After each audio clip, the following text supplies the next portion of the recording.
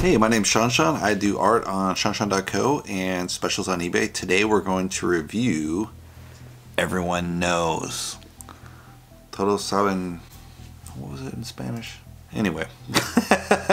So the story is of this family comes from Argentina all the way back to Spain, and originally she was from Spain and married this guy and ran off to Argentina. So she comes back for her, I think it's her sister-in-law's wedding or her niece's wedding, but it's the next generation down. They're getting married, and so everyone has to show up. So during the wedding celebration, her daughter Irene, she disappears, and everyone's like, oh my god, what happened? And suddenly she gets a text, hey, we're kidnappers, we want X amount of dollars, you better turn up the money right away. Not only that, but they left clippings of all these famous kidnappings in the nearby village, so they're like, oh my god, these might be professionals, this is horrible. And so the weird, as the story goes along, it's kind of this nice progressive getting to the onion, like peeling back the layers. Initially they think it's professionals, and then over time they get two texts to multiple people, and you're like, why are they texting multiple people? What's going on there? They talk to an ex-policeman. He suggests, hey, maybe it's someone in the family because they know something about you, that you might have this access to this money.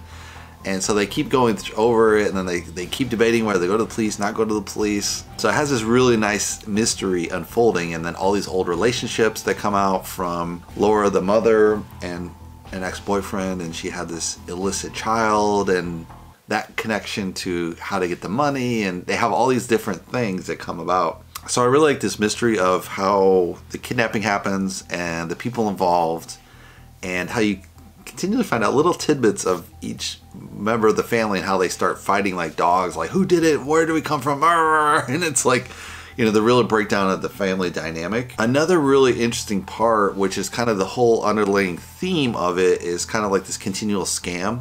So one of the things that comes out is the grandfather, he was playing poker and he actually lost his land.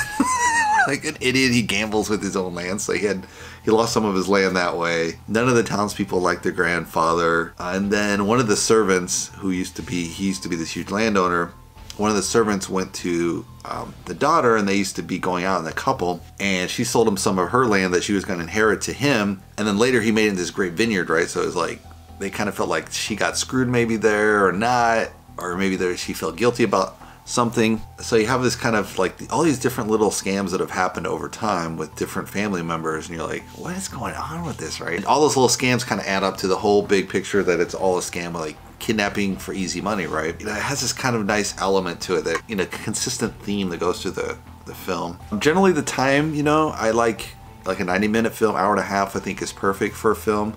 So if you go over that, I'm kind of like, is there stuff we can edit out? Why did they make it this long? In this case, it's about 2 hours 13, so it's pretty long. But, because they have all these continually pulling back the onion of the different stories of various family members and how they're connected and what happened in the past and how this now influences who's behind the kidnapping.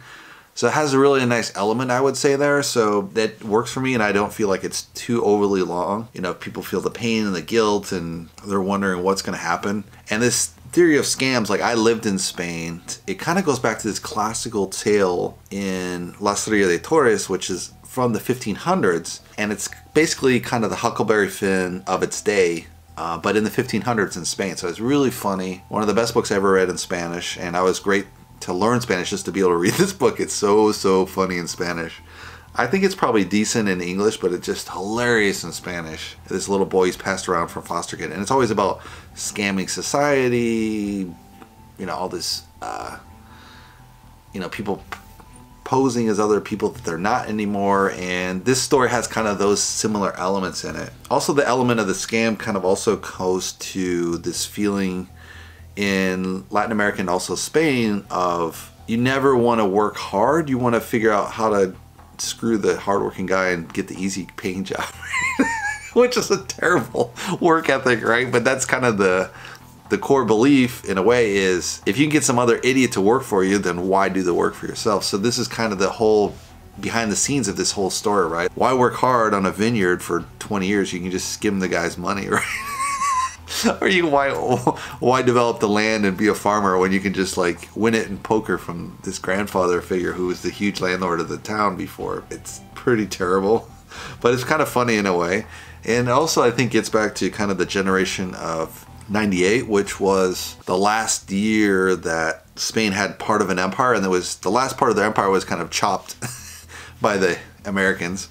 And there was the Spanish-American War, which kind of the Americans instigated, and they got Cuba broke off, and that's where you get Cuba Libre, which is, you know, rum and coke, right?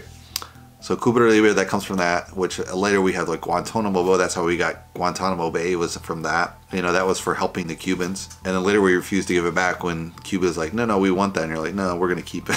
We'll pay you every year some phenomenal, like some low fee. They're going to pay like $100 a year. And then they never cash a check. So it's bad blood with Cuba, right? And we took the Philippines, which we became like a pseudo colony. So from all these events where the Spanish Empire went from the greatest empire ever to this just the tiny peninsula where it started, you know, kind of, it's all reversed from where it expanded from, right? So it's such, you know, bitterness and intensity, and you have this in the Spanish culture of how to make a quick buck and people not doing well, and how do you kind of scam and get around things. And this story has a lot of those kind of history kind of into the story. The only thing I would have changed, I think, is normally I really like a quick ending with like the climax and then boom, you end the story and then you're out the door. I think that's usually a big advantage. Like with the Lord of the Rings, like when they rescue him for the birds, it's like, it's done. Why do you have this over and over and over? Like every possible person you say goodbye to, you're like, is this a dragged out story? But that's how they wrote the book, right? So they're being honest to the book.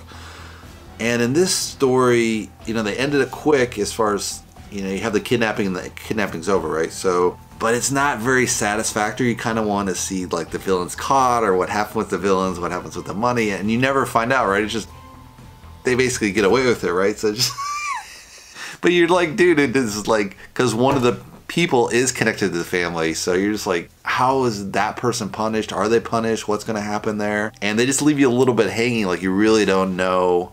Like they have a conversation, but there's like sprinklers going on, so you can't understand anything.